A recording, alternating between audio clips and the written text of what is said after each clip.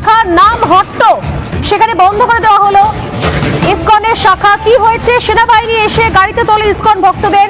আজ হঠাৎ সেনাবাহিনীর তরফ থেকে বিশাল গাড়ি আসে, প্রচুর সেনা নামে সেখানে ইসকনের, এবং সেখানে প্রত্যেক ভক্তকে জোর করে বলপূর্বক গাড়িতে তোলা হয়। ইসকনের প্রতিষ্ঠাতার ছবি নামিয়ে দেওয়া হয়, খুলে নেওয়া হয় বোর্ড, দরজায় তালা লাগিয়ে দেওয়া হয়, সবাইকে বার করে নিয়ে। কি ভয়ঙ্কর খবর! আমি বলছিলাম যে শুরু হয়ে গিয়েছে।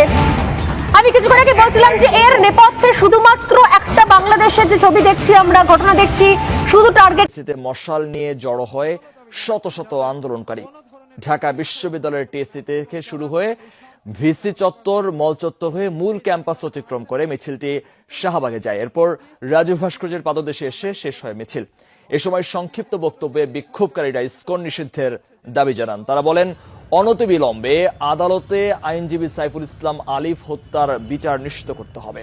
এরপর Dhaka University students association of Lohagara, Satkania, ডুসালসের আয়োজনে গায়েবানা জানাজা অনুষ্ঠিত হয় টিএসসি এলাকায়।